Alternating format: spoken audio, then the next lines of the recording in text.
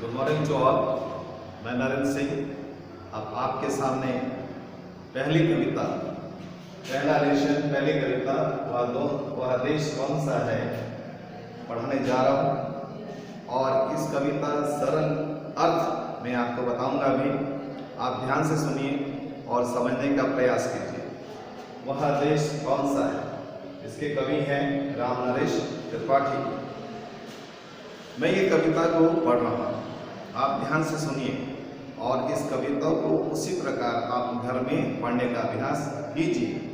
कविता को बार बार पढ़ना जरूरी है। कविता को पढ़िए और कंठस्थ कीजिए, क्योंकि परीक्षा के वक्त यही कविता आपको बिना देखे सुनाना है। इसलिए आप घर में इसको बार बार पढ़कर कंठस्थ कर लें। कविता सुनिए। वह देश कौन सा है, कवि रामनरेश त्रिपाठी। मनमोहनी प्रकृति की जो गोद में बसा है, सुख स्वर्ग सा जहां है, वह देश कौन सा है। जिसका चरण निरंतर रत्नेश धो रहा है, जिसका मुकुट हिमालय, वह देश कौन सा है। नदियां जहां सुधा की धारा बहा रही हैं, सींचा हुआ सलोना, वह देश कौन सा है। जिसके बड़े रसीले फल, कंद नाज मेवे, सब अंग में सजे हैं, वह देश कौन सा है। जिसमें सुगंध वाले सुंदर प्रसन्न प्यारे, दिन रात हंस रहे हैं, वह देश कौन सा है। मैदान गिरी वनों में हरियालियां लहकती, आनंद में जहां है, वह देश कौन सा है। जिसकी अनंत धन से धरती भरी पड़ी है, संसार का शिरोमणि, वह देश कौन सा है। सबसे प्रथम जगत में जो सभ्य था यशस्वी, सबसे प्रथम जगत में जो सभ्य था यशस्वी, जगदीश का दुलारा, वह देश कौन सा है। पृथ्वी निवासियों को जिसने प्रथम जगाया, शिक्षित किया, सुधारा, वह देश कौन सा है।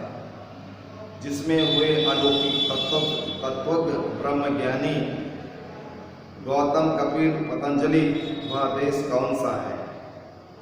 कोटि कोटि भाई सेवक सब जिसके, भारत सिवाय दूजा, वह देश कौन सा है। इस प्रकार कविता को पढ़ना है। और अब मैं इस कविता के कुछ कठिन शब्दों के अर्थ आपको बता रहा हूँ। देखिए ध्यान से। मनमोहनी, इस शब्द का अर्थ है मन को मोहने वाली। दूसरा है शिरोमणि, मुख्य, सर्वोपरि, सर्वश्रेष्ठ। यशस्वी, कीर्तिमान।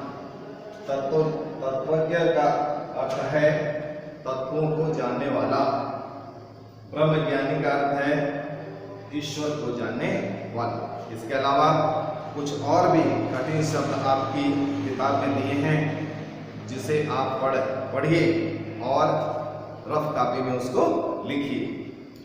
इस कविता में कुछ कठिन शब्द भी हैं जिनको पढ़ना है और लिखना है, क्योंकि कठिन शब्दों को लिखने से आप डिक्टेशन के समय उसका सही रूप लिख सकते हैं। इसलिए जैसे मनमोहनी, प्रकृति, स्वर्ग, निरंतर, रत्नेश, सुगंध, प्रसून, हरियालियां, आनंदमय, शिरोमणि, शिक्षित, निष्पक्ष, ऐसे कठिन शब्दों को आप पढ़िए और रफ कॉपी में बार बार लिखिए। शुद्ध, इसी से आपका शुद्ध लिखने का अभ्यास हो जाए। इसलिए कविता को भी आप चाहें तो पढ़कर रफ कॉपी में लिखने का अभ्यास कीजिए। पढ़ना और लिखना ये दोनों जरूरी है, तो इसलिए आप इसको लिखने का भी अभ्यास कीजिए। अब कविता का परिचय मैं बता रहा हूँ, ध्यान से सुनिए। यह देश प्रेम की एक कविता है, जिसमें कवि ने भारत की मनोहारी प्रकृति और समृद्धि का चित्रण किया है। भारत एक महान देश है, अद्वितीय देश है, सर्वश्रेष्ठ देश है। क्यों? भारत की अनेक प्रकार की विशेषताएं हैं और भारत की जो विशेषताएं हैं वो दुनिया में और किसी देश की नहीं है, इसलिए भारत दुनिया से सबसे अलग देश है। भारत की महान संस्कृति है और उस संस्कृति की अनेक विशेषताएं हैं जिसका वर्णन यहाँ पर हुआ है। भारत के प्राकृतिक सौंदर्य का भी यहाँ पर वर्णन किया गया है। तो इस प्रकार कवि ने भारत की अनेक विशेषताओं का वर्णन करते हुए अपनी कविता में उसे एक महान देश करके संबोधित किया। आइए कविता का सरल अर्थ समझने का प्रयास कीजिए। मनमोहनी प्रकृति की जो गोद में बसा है, सुख स्वर्ग सा जहां है, वह देश कौन सा है। इस कविता में बार बार एक पंक्ति आती है, वह देश कौन सा है। इसमें कवि सवाल पूछता है और अंत में कवि सवाल का जवाब भी सुन देते हैं। तो इस प्रकार मनमोहनी प्रकृति की जो गोद में बसा है, भारत एक महान देश है और ये महान देश प्रकृति की गोद में बसा है। मन को मोहने वाला ये जो महान देश है, ये प्रकृति की गोद में बसा है। इसके चारों तरफ सुंदर नदियाँ, झरने, पर्वत, हरियालियाँ, वन, पशु पक्षी हैं। तो प्रकृति के सारे अंग भरपूर मात्रा में इस देश में बसे हुए हैं। प्रकृति की गोद में भारत देश बसा हुआ है। सुख स्वर्ग सा जाना है, इस देश में स्वर्ग जैसा सुख है। भारत देश में स्वर्ग जैसा सुख है। भारत भूमि में जन्म लेना गर्व की बात है। भारत ज्ञानियों का देश है। भारत महापुरुषों का देश है, महान विद्वानों का देश है, ऋषियों का देश है, मुनियों का देश है। और इस देश की भूमि में जन्म लेना बड़े सौभाग्य की बात है। तो भारत में स्वर्ग जैसा सुख है, वह देश कौन सा है। कभी सवाल पूछता है कि वो देश कौन सा है। जिसका चरण निरंतर रत्नेश धो रहा है। भारत की विशेषताओं का वर्णन करते हुए कवि कहता है कि भारत देश के चरणों को समुद्र धो रहा है। समुद्र भारत देश के चरणों को धो रहा है। जिसका मुकुट हिमालय, वह देश कौन सा है। भारत देश के उत्तर में हिमालय पर्वत अवस्थित है। तो ये हिमालय पर्वत भारत देश के माथे पर मुकुट के समान अवस्थित है। भारत का मुकुट है, हिमालय भारत का मुकुट है। वह देश कौन सा है। सवाल पूछता है कवि। नदियां जहां सुधा की धारा बहा रही हैं। भारत में अनेक प्रकार की नदियां हैं। छोटी नदी, बड़ी नदी, बहुत सारी नदियां भारत देश में बहती हैं। बहुत भारी संख्या में, अधिक संख्या में भारत में नदियां बहती हैं और इन नदियों का जो जल है वो अमृत के समान है। और ये भारत की नदियां निरंतर दिन और रात अमृत की धारा बहा रही हैं और इस धरती को सींच रही हैं। ये नदियां अमृत की धारा से इस भूमि को, इस धरती को सींच रही हैं। यह अमृत की धारा, यह अमृत की सुंदर जलधारा से भारत के खेतों को सींचा जा रहा है। सींचा हुआ सलोना वह देश कौन सा है। अमृत रूपी जल की धारा से सींचा हुआ सुंदर वह देश कौन सा है। इसके आगे कवि बोलता है, जिसके बड़े रसीले फल कंद नाज मेवे।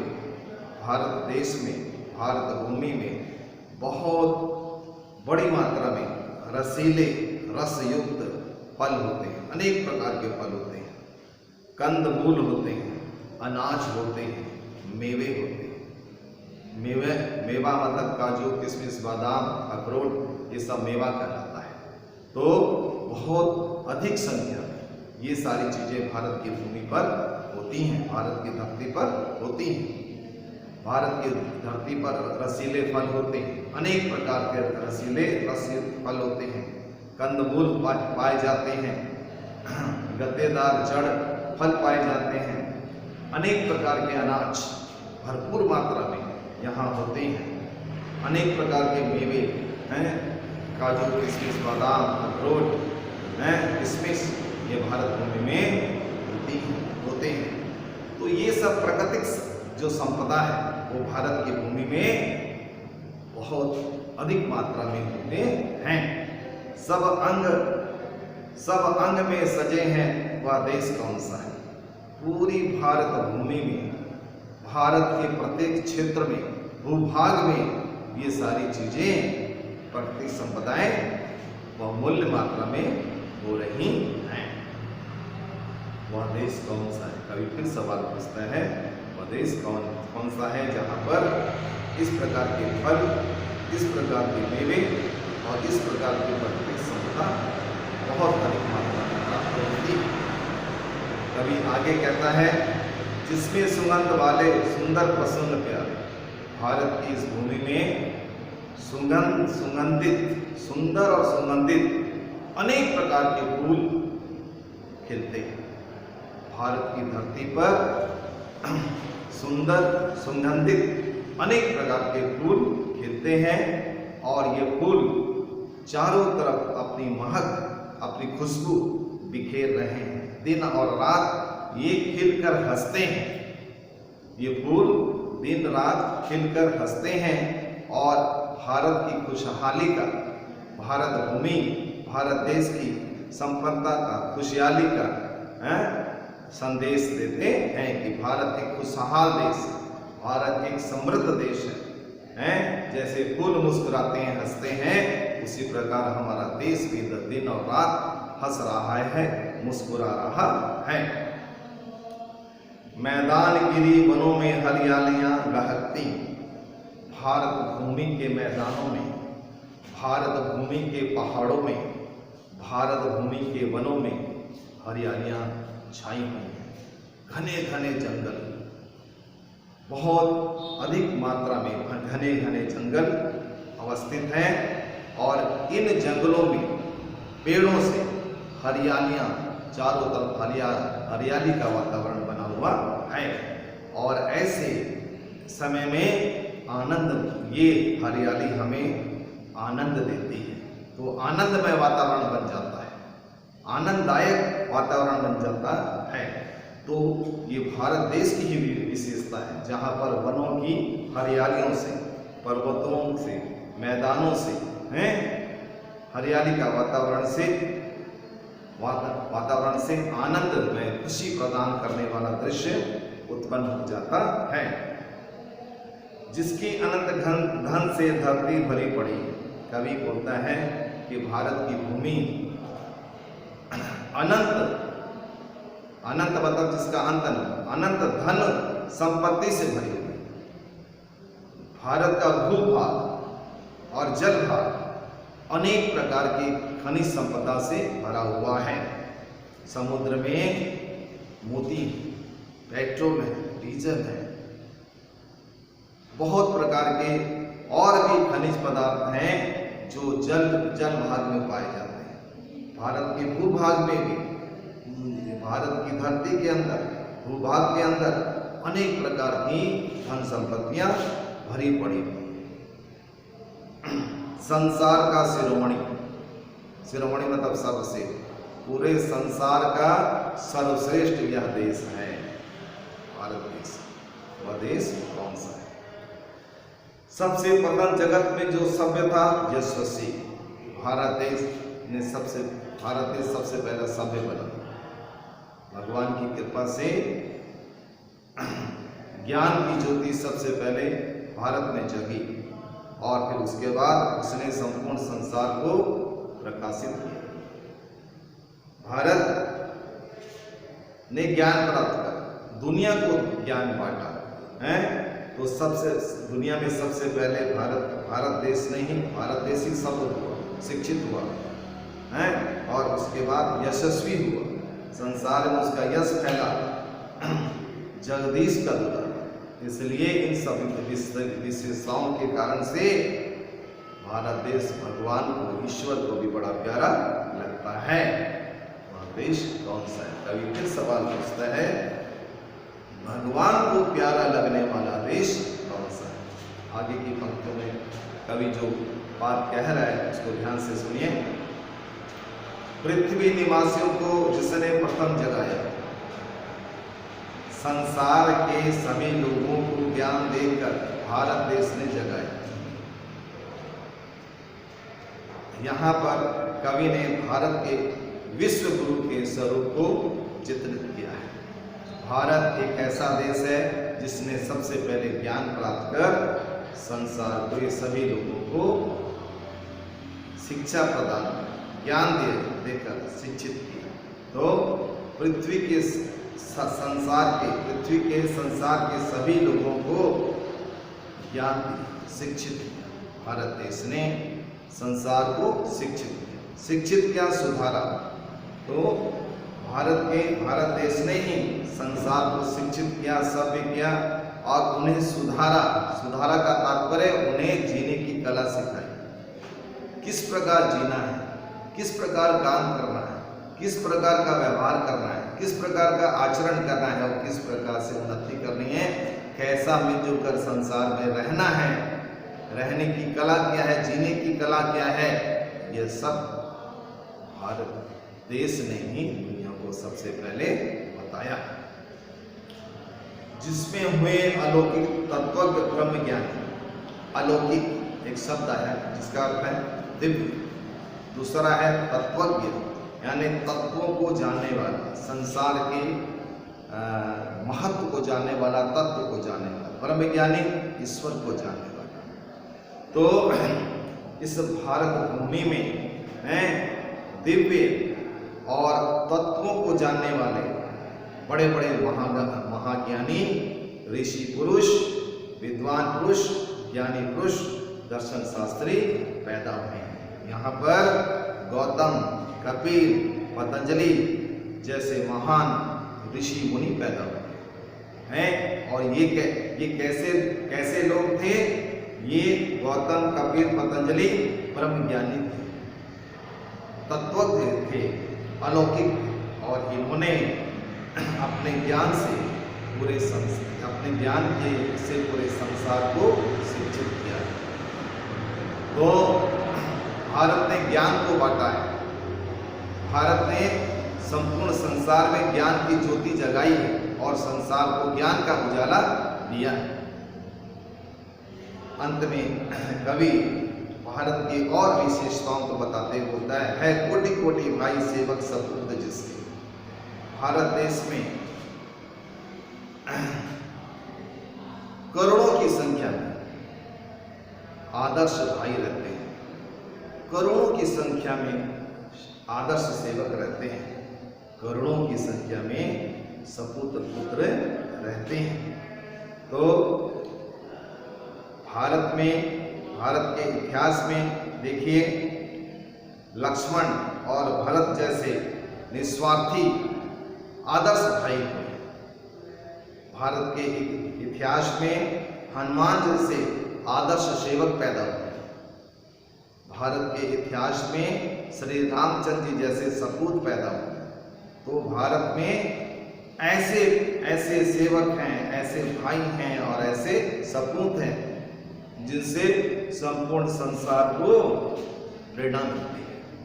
ये आदर्श भाई हैं, आदर्श सेवक हैं और आदर्श बेटे हैं। तो ये विशेषता केवल भारत के लोगों के बीच ही पाई जाती है। भारत सिवाय दूजा वह देश कौन सा है? अंत में कवि अपने ही सवाल का जवाब देता है। वो कहता है कि इन सारी विशेषताओं का वाला जो देश है वो भारत है। भारत के सिवाय दूसरा और ऐसा कोई देश नहीं है जहां इस प्रकार की विशेषताएं पाई जाती हैं। तो इस प्रकार यहाँ पर हमने भारत देश की अनेक विशेषताओं को आपको बताया है। इस कविता में कवि ने भारत की भौगोलिक या प्राकृतिक विविधता और संपन्नता के बारे में वर्णन किए हैं। प्रकृति भारत को अपनी अमूल्य निधि से संवारा है। प्रकृति ने भारत को अपनी अमूल्य निधि से संवारा है। यहाँ हिमालय जैसा विशाल पर्वत है, अनेक असंख्य नदियां हैं जो अमृत की धारा बहा रही हैं, वन हैं, हरियालियां हैं जिनका सौंदर्य से भारत की शोभा बढ़ रही है, फल फूल मेवे का खजाना है, विश्व को ज्ञान का पाठ पढ़ाने वाला देश भारत ही है। यह पुण्य भूमि है, भारत पुण्य भूमि है। यहाँ अनेक ब्रह्म ज्ञानियों ने जन्म लिया है और ऐसी विशेषताएं दूसरे किसी देश की नहीं है। इसलिए कवि ने भारत को एक महान देश के रूप में चित्रित किया है। तो इस कविता में छोटे छोटे कुछ प्रश्न हैं जिनका उत्तर आप लिख सकते हैं। रफ कॉपी में आप प्रश्नोत्तर लिखने का अभ्यास कीजिए। आपकी किताब में एक सवाल है, भारत देश किसकी गोद में बसा है? इसका उत्तर होगा भारत प्रकृति की गोद में बसा है। दूसरा सवाल है, हमारे देश के चरण कौन धो रहा है? उत्तर होगा रत्नेश, सागर या समुद्र भारत देश के चरण धो रहा है। तीसरा सवाल है, हमारे देश में नदियां कैसी धारा बहा रही हैं? उत्तर होगा हमारे देश की नदियां अमृत की धारा बहा रही हैं।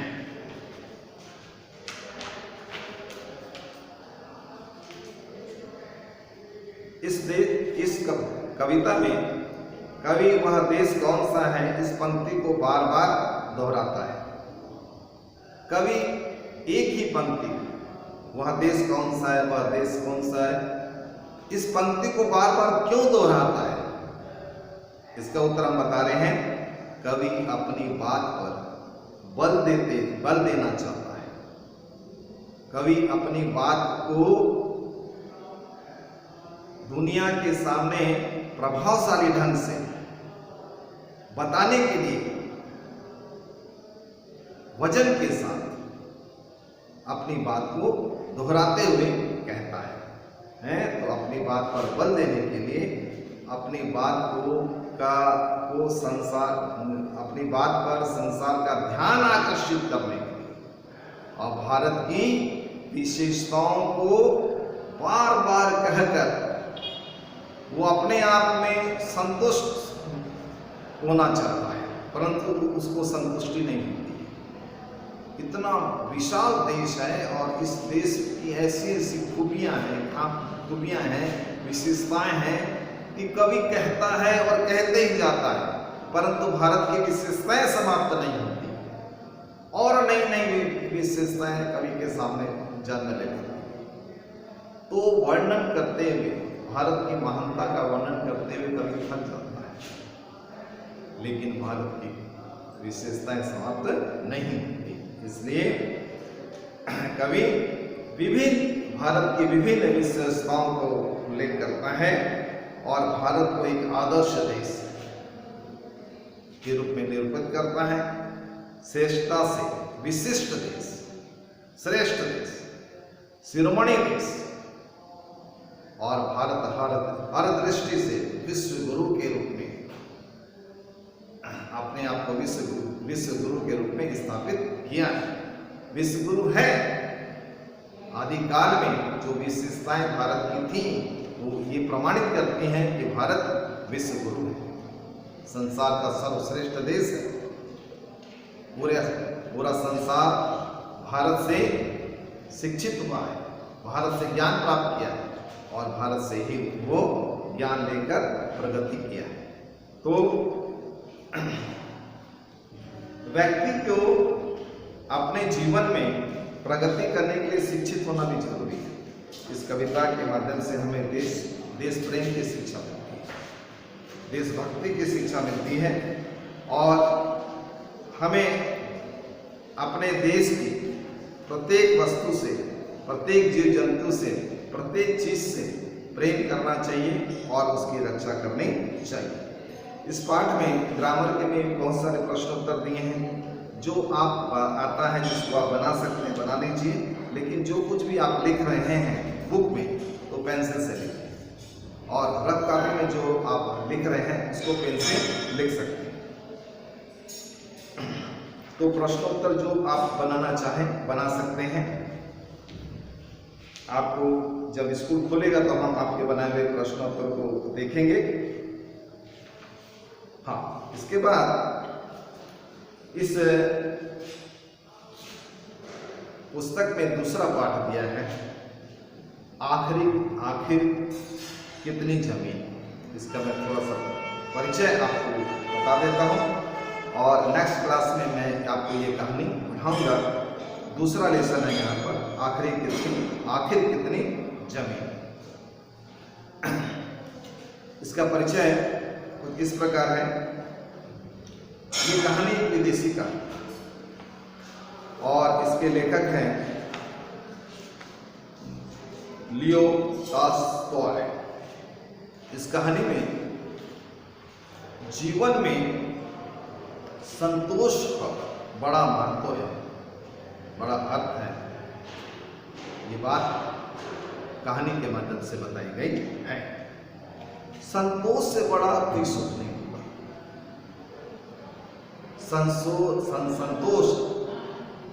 संतोष बहुत बड़ा धन है। हम मेहनत करते हैं, उसके बदले में हमें कुछ प्राप्त होता है। अपनी मेहनत से हमें जो कुछ प्राप्त मिलता है उसमें हमें संतोष होना चाहिए। प्रगति के लिए जरूरी है कि हम ज़्यादा से ज़्यादा परिश्रम करें, ज़्यादा से ज़्यादा धन संपत्ति एकत्र करें, परंतु उसकी भी एक सीमा होती है, आवश्यकता होती है, उतना ही काफी। जरूरत से ज़्यादा यदि हम लोभ करेंगे, लालच करेंगे, तो उससे हमें बहुत हानि होगी। तो एक कहावत है, लालच बुरी बनाए। आखिर कितनी जमीन कहानी में यही बात बहुत अच्छी तरीके से कहा गया है कि जिंदगी में लालच नहीं करना चाहिए। लालच एक दुर्गुण है।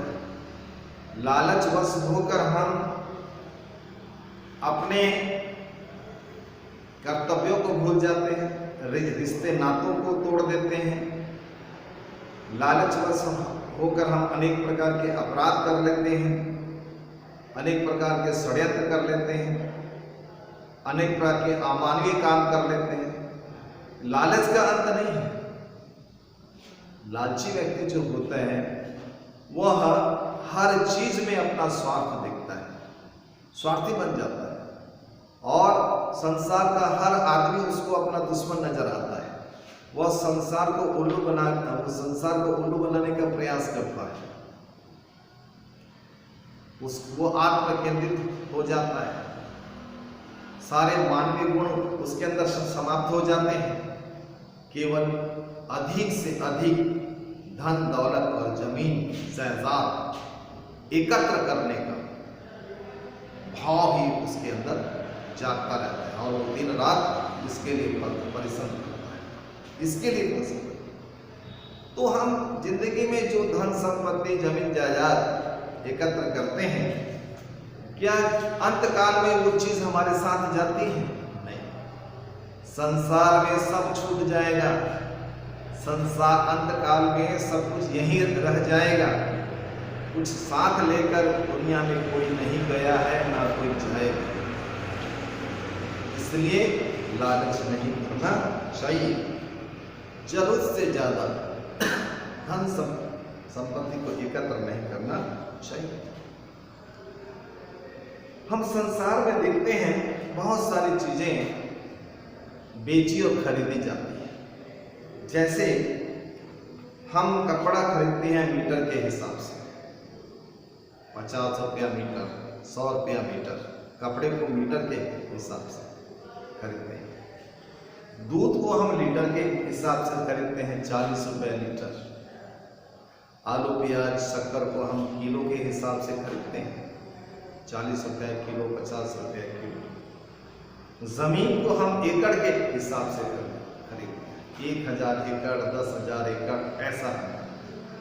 तो वस्तुओं को खरीदने का एक मापदंड होता है। आधुनिक समय में हम बहुत सारी वस्तुओं को इस प्रकार खरीदते और बेचते हैं। प्राचीन काल में इसकी परंपरा कुछ दूसरी थी, वो दूसरी प्रकार से उसको खरीदा और बेचा जाता था, जिसको हम यहाँ पर बताएंगे आपको। तो लालच में पड़कर व्यक्ति बुद्धिहीन हो जाता है। लालच में पड़कर आदमी अपने रिश्तों को तोड़ लेता है, परिवार से दूर हो जाता है, रिश्ते नातों से दूर हो जाता है। इसलिए हमें लालच भाव से दूर रहना चाहिए। इस कहानी में कुछ महत्वपूर्ण पात्र है, जिसके बारे में थोड़ा सा आपको बता देना चाहता हूँ। उसके बाद मैं आपको नेक्स्ट क्लास में ये कहानी शुरू से बताऊँ। इस कहानी में 2 बहनें हैं, एक बड़ी बहन और दूसरी छोटी बहन। इस कहानी में एक पात्र है छोटी बहन का पति, जिसका नाम है दीना। ये किसान व्यक्ति है। और इसके अलावा कोल समाज, कोल जाति का एक समाज है, कोल समाज का एक सरदार है, और इस कहानी में एक सौदागर भी है। और पूरी कहानी दीना नामक किसान के इर्द गिर्द घूमती है। कहानी का आरंभ, कहानी का मध्य और कहानी का अंत दीना किसान से ही होता है। तो वो इस कहानी का केंद्र बिंदु है। और इस कहानी के माध्यम से लेखक ने हमें संतोष गुण को अपनाने की प्रेरणा दी है, संदेश दिया है। आखिर कितनी जमीन, हम दुनिया में बहुत सारी जमीन खरीदते हैं, घर मकान बहुत जगह पे खरीद लिए, लेकिन जब हम मरेंगे, जब हमें मौत आएगी, जब हमारी सांसें संसार में समाप्त हो जाएंगी, तो हमको इस जमीन के अंदर दफन कर दिया जाएगा। तो उस समय हमें कितनी जमीन चाहिए दफन होने के लिए? दुनिया इस धरती के अंदर दफन होने के लिए हमको कितनी जमीन चाहिए? इतना जमीन का मालिक होने के बावजूद हमें अंतकाल में दफन होने के लिए कितनी जमीन चाहिए? 2 मीटर बस। हम एकत्र कितनी करते हैं? अनंत। दुनिया में जब हम जिंदा रहते हैं तो हमारे ऊपर धन का, घमंड का नशा सवार होता है, और हम दुनिया में अनेक किस्म की जमीनें, अनेक जगहों में जमीनें खरीदते हैं और जमींदार बन जाते हैं। लेकिन ये सारी जमीनें अंतकाल में हमारे किसी काम नहीं आती हैं। दफन होने के लिए तो हमको केवल 2 मीटर इस जमीन ही काम है। तो इतना फिर जमीन को खरीदने का, एकत्र करने का की आवश्यकता क्या है? यही बात इस कहानी में बहुत प्रभावशाली ढंग से कही गई है।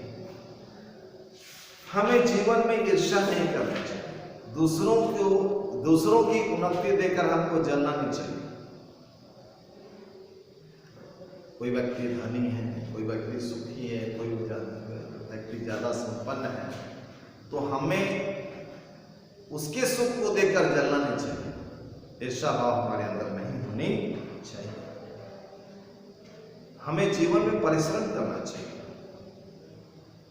और परिश्रम से हमको गुजारे के लिए जितना दरकार है, चीजें दरकार है, आवश्यकताएं हैं, उतना ही हमको जमा करना चाहिए। कबीरदास जी का एक दोहा बहुत अच्छा है,